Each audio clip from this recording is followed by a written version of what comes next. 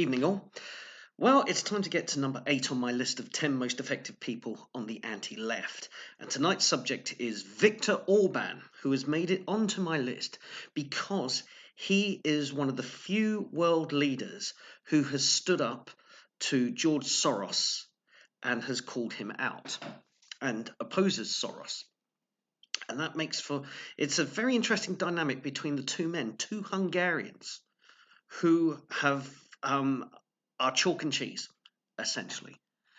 Now, when you mention Viktor Orban, if you read a lot of mainstream news, you'll immediately link him with the far right, whatever that is.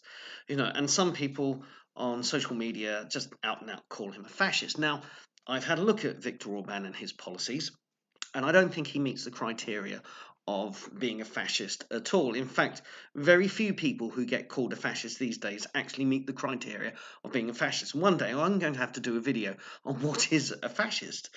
Tons of research material out the back there. I just got to wade through it and compile it and make it YouTube friendly. But back to Viktor Orban. So if he's not a fascist, is he far right?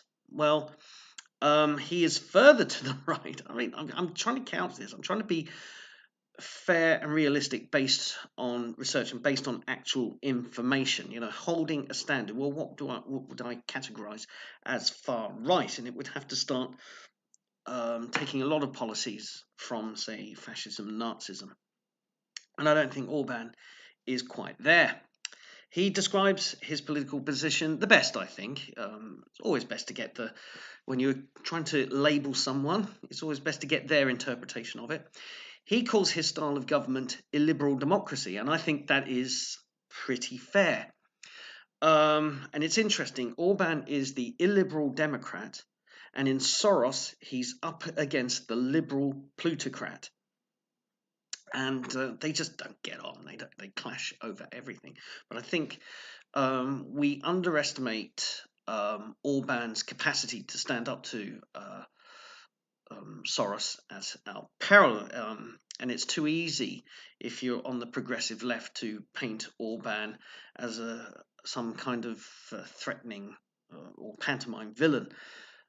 To understand Orban, you have to understand where Hungary has come from and to understand the path of democracy, particularly in Europe. Democracy did not develop in Hungary the same way that it did in the United Kingdom or in France or in Germany or any of the European Union nations, or indeed Switzerland, who is outside the European Union. We have to understand Hungarian history. This is the most invaded country in history. And you have to understand that. The Hungarian people have a language that is neither Germanic or Romance in its origin. It has some similarity with Finnish, but it is the Magyar culture and language developed almost in a bubble inside of Europe, and this creates a very strong identity. I visited Hungary in 2006. My wife lived in Hungary for a year. We have a lot of Hungarian friends. And so experiencing just what Hungary's like, having a look at the country itself, you are struck by a number of things. First of all, history is so important. This is a very educated and by and large intelligent nation, full of intelligent people, and they're very interested in their own history and culture. I visited Orban's hometown, and I cannot, for the life of me, I spent 12 years trying to remember how to pronounce this town's name, because it's a fantastic place to visit if you're ever in Hungary. Look it up on the internet, Google or DuckDuckGo or search engine of your choice. But I visited Orban's hometown. And there you have St. Stephen's Cathedral, which is amazing in itself. But everywhere you look, there is parts of medieval Hungary, the old Magyar Empire. And there's Austro-Hungarian style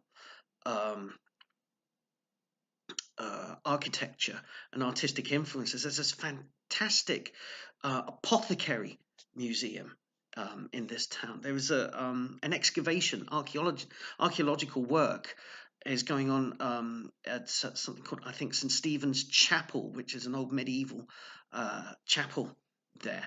And this work had stopped during the Soviet occupation, and they were really sort of examining it again, looking at it again. And everywhere you go in Hungary, there is this huge understanding and respect, even reverence for the country's own history. And it's Douglas Murray put this brilliantly when he said that countries like Hungary retain a sense of the tragedy of history. And you look at Hungarian history, this was a nation that was at the forefront when you had the Mongol hordes first, pardon me, and then the Ottomans, the Islamic invasions of the Middle Ages, or the just before the Middle Ages. And Hungary was a bulwark in this time, and wars had been fought, and then they got absorbed by Austria. And even though Hungary rose to become theoretically an equal partner in the Austro-Hungarian Empire, although Austria still, under the Habsburgs, still maintained dominance there, then they had just 20 years of being an independent nation. Then came World War II, where they were effectively coerced into joining the Axis powers, and then after that you have the Soviet occupation, the Warsaw Pact, and now they are forging ahead with their own brand of democracy, which they have developed themselves. They're not taking anything off the shelf. They're not trying to ape the Germans, the French, or the British. They're doing it their way because they've got a very strong culture and a very strong sense of history. And that's where Orban is coming from. And it's no point if you are on the progressive left in Western Europe sneering at Hungary because they're not like you, because they're not playing ball, because they've elected a popularist as their prime minister. And this gets to the other thing about popularism. And people, again, the progressive left in the West Europe and also in America, sneer, look down on the concept of popularism. And there are flaws with popularism because at its extreme, you are just following the wishes of a baying mob whose moods and demands can be capricious. However, what is the flip? What is the reverse of populism? And it's elitism. And elitism has the same problems. It's people at the top thinking they know better than everybody else and they don't have to listen to anybody else. They have charted the route for us all and we must dutifully follow. And it's these two extremes. The Soros, Juncker, Martin Selmayr, Guy Verhofstadt vision of the world and what it should be, and other politicians I could mention, namely Tony Blair or Barack Obama, and there's this elitism, we know better, versus Orban, who is more, I would say, than Donald Trump, is a populist because he understands the history and culture of his nation. And this is where the conflict arises. And Orban is just courageous and thick-skinned enough to just absolutely call out Soros on this. And where his liberalism has come in, it's one area that I disagree with Orban from is that he doesn't believe in necessarily the individual as the highest form, or the ultimate. I'm trying to think of the words, but the notion that we have, particularly if you follow English classical liberal philosophy, is that the individual is the pinnacle of society. He believes that the community is the pinnacle of society, and the individual slots into community. But he's the prime example of civic nationalism in a way.